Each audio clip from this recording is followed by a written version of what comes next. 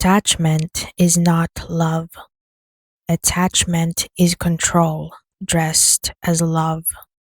This is uncomfortable to hear because attachment and love feel identical from the inside. The wanting, the investment, the way your mood can be moved entirely by how something outside yourself is going. But love is expansive. It gives without a required shape for the return. Attachment says, I need this to look a specific way or I cannot be okay. And that cannot be okay, that condition placed on your own stability is not love operating. It is fear. Specifically, the fear of what you become if the outcome doesn't cooperate. Most of what we call love is this. Most of what we call caring is this. And the suffering it produces is not proportional to what actually happened. It is proportional to the distance between what happened and what we decided should have happened. By the end of this, I want you to be able to tell the difference in yourself between loving something and needing it to look a certain way. Because once you can feel where one becomes the other, you get a kind of freedom back that most people never recover. Detachment is not freedom from feeling. It is freedom from the need for a specific outcome. The distinction matters. The detached woman does not care less. She cares differently, with the full weight of her attention on what she is doing, without placing what she is on the line for whether it produces what she hoped. She can work towards something completely, love someone deeply, pursue a goal with everything she has, and still hold the outcome with open hands. She gives everything.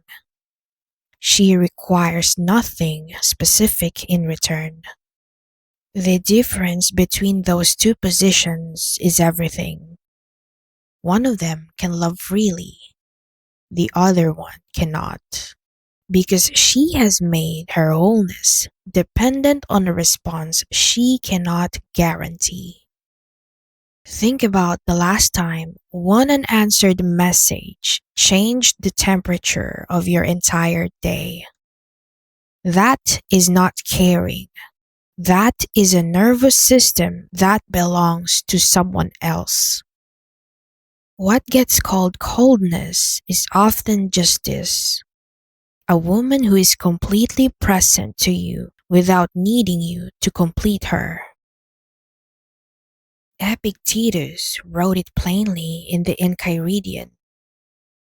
Make the best use of what is in your power, and take the rest as it happens. Detachment is not caring less. It's caring without making the outcome the measure of your worth.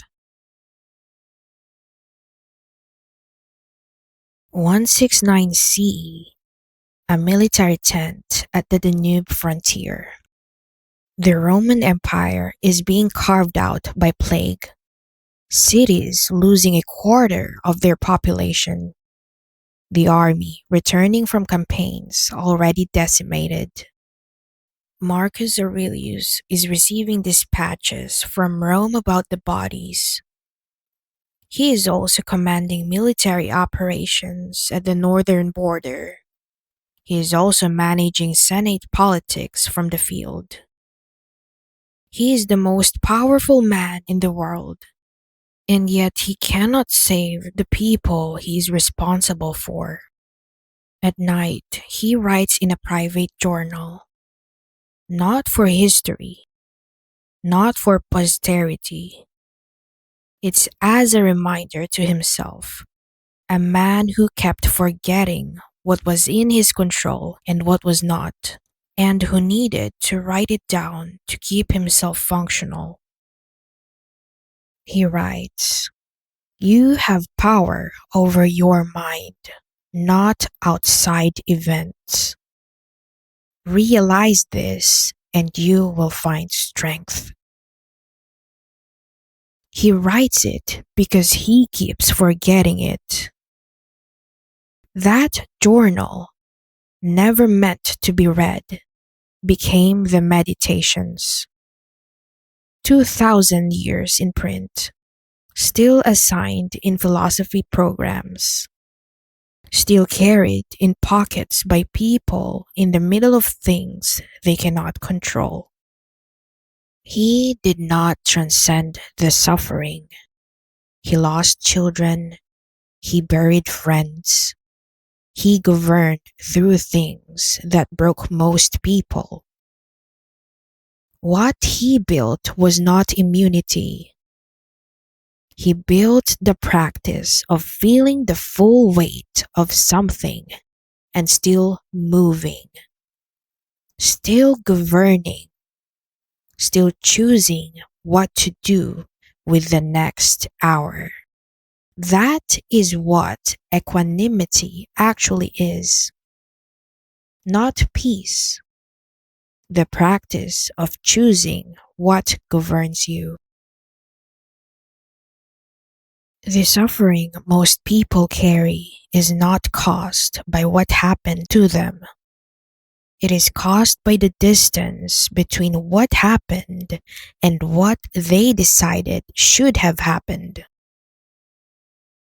Research consistently shows that the people who report the highest levels of emotional distress are not those who experience the most adversity.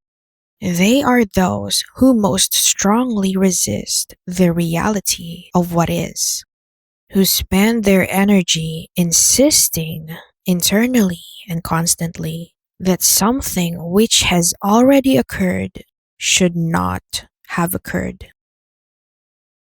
The brain in non acceptance is in a permanent state of argument with reality, and reality, by definition, always wins. Acceptance is not the same as approval. It does not mean the thing that happened was good or fine or what you wanted. It means you have stopped spending your energy fighting the fact of it and started spending your energy on what to do with it. That is the only shift that actually changes anything. You do not have to feel better about it.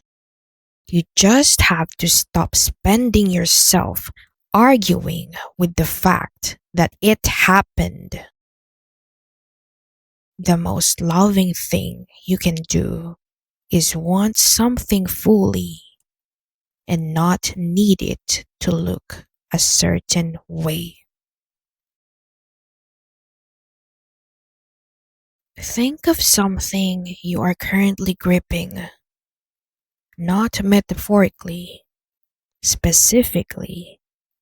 Where in your life right now is your sense of okayness dependent on a particular outcome? Where have you placed your stability inside something you do not fully control? Sit with that, not to fix it, not to immediately practice releasing it, just to see it clearly, to feel the shape of the grip before you decide what to do with it. Because you cannot loosen something you haven't acknowledged you are holding. And if you are gripping something right now, that does not mean you are weak or needy or that you love badly. It means you are human and the thing you are holding matters to you. Nobody grips what they are indifferent to. The grip is evidence of how much you care. You are not being asked to care less. You are being asked to hold it differently. There are some things you will grip for longer than you want to. That's allowed. What would it feel like to give this your full effort and hold the outcome with open hands? Full investment, loose grip. That is the whole practice. This is perhaps the hardest thing on this channel to actually practice. Not because caring is difficult. Caring is what we were built for. The difficult part is learning to care without the caring becoming a condition, without placing your entire sense of self inside whether something turns out the way you hoped. The Stoics called it equanimity. Buddhism calls it non-attachment. In practice, you show up completely without your stability depending on the outcome. Care deeply, grip loosely. It does not arrive fully formed. It is built in the small moments, the emails you send without checking compulsively for replies, the conversations you have without needing them to resolve in a certain way, the relationships you show up for without requiring a specific shape of return.